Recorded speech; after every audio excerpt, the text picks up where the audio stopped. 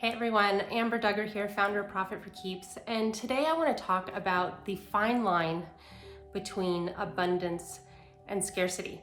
So if you have been feeling like, oh my gosh, I don't have any clients, or oh my gosh, my revenue is not high enough, or oh my gosh, why do I not have a time for X, Y, or Z, this video is for you. If you are new here, welcome. I am so excited to have you here. I highly recommend that you subscribe, share, like. If you're not new here, subscribe, share, like. This is a channel where we are breaking the taboo about talking about money and really allowing expansion of wealth. So let's dive into our subject today, abundance versus scarcity and the fine line between. It is so easy to go into scarcity thinking. It is our default thought process. So if you're feeling like there's something wrong with me, I'm always thinking in a scarcity way and I want to shift that. First of all, awareness is key to any sort of shift or change. And two, it's normal. It's normal for human beings to resort to scarcity thinking. It's how we have survived for so long. So please, number one, once you're aware of this pattern, knowing and giving yourself lots of grace, as we talk about in so many areas of money, it's so important in this particular case to just allow yourself to protect itself by having scarcity thinking as part of your patterning. That's okay. The thing is, it's how we react to our natural inclination to think in a scarcity way.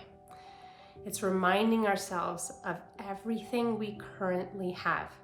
In order for us to open up to additional abundance, to open ourselves up to additional wealth, it's important that we create an environment, both physically, energetically, from a business perspective, from a team perspective, to be welcoming in additional resources.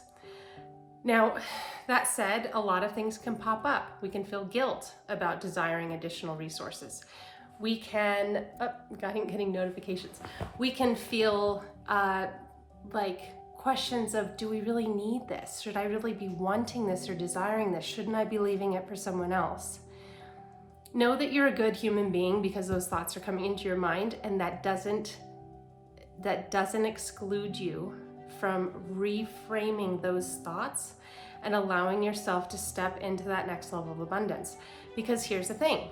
When we step in as impact-driven entrepreneurs into that next level of abundance, we are creating a ripple effect, we are creating inspiration, we are creating that beautiful karmic cycle of money. We are part of that process. And by being part of that process, we all rise. We all are able to make a deeper impact. I absolutely cannot make a deeper impact if I'm worried about paying my mortgage. I cannot make a deeper impact if I'm worried about how am I going to make this revenue every single day. That's scarcity thinking. So number one, reminding yourself of what you have already. It's so easy for us to think about what we have already. We just have to be more aware. So roof over our head, water at the spigot that's clean and ready to drink. These are, some of you may say, oh, that's stereotypical stuff that you need to think about. Yes, I'm grateful for water. Yes, I'm grateful for food. Okay, but actually listen to that for a moment. Imagine yourself without the things you have. Just take a moment and imagine yourself with having absolutely nothing. You're naked on the street corner. And now look around and see what you have. It completely shifts your awareness of the abundance that's before you. It is a subtle change in thinking that brings you from scarcity to abundance. Very subtle shift. And it all starts here.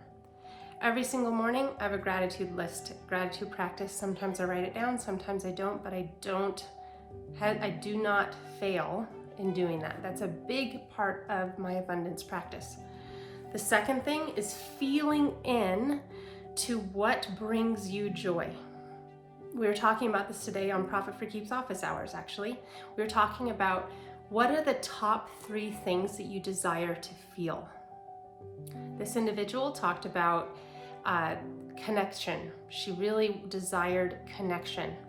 She had desired to feel inspired. She desired to feel alive.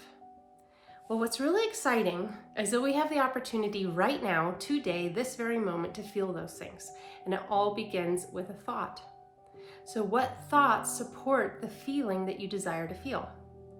You start closing your eyes, you start thinking those thoughts, and you start feeling what you want to feel. Because feeling is the secret. Neville Goddard hit that nail on the head. If you haven't listened to or read Neville Goddard's Feeling is the Secret, it's a 40-minute audio.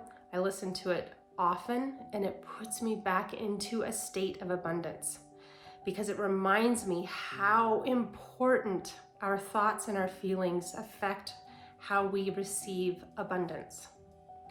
So 2 main things. 1, make sure that you are aware and giving yourself grace and recognizing that this is a protective mechanism. And then 2, becoming really clear and aware of what's around you already. And then the 3rd piece is reminding yourself to do this regularly. So you can listen to this, you can think, oh yeah, that's such a good idea, and then it can fall off in 2 days. So the action step for you today is to actually block a 10-minute block in your calendar. Do it 3 times in the next week. Notice I'm not saying daily. Sure, an overachiever, go ahead and put it in daily. But the thing is, if you can just commit to 3, you have a better chance of doing those 3 than if you commit to every day. So I want you to commit to the next 3, put it in the comments below. I'm committing, I have it blocked. Do that in the comments below. And then I want you to check back in a week and tell me how that went, okay? Now, if you have not signed up for our Aged Money Challenge, we're kicking off right now. So make sure to click the link below, sign up, and you will get connected with one of my team members for a personal concierge experience. You don't want to miss out.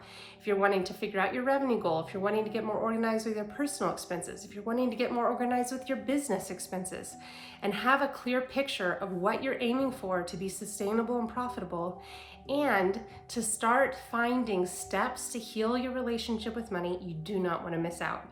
So I look forward to seeing you there. Thanks again for being here. Much love to you all. I'm Amber Duggar, founder of Profit for Keeps. Take care, everybody.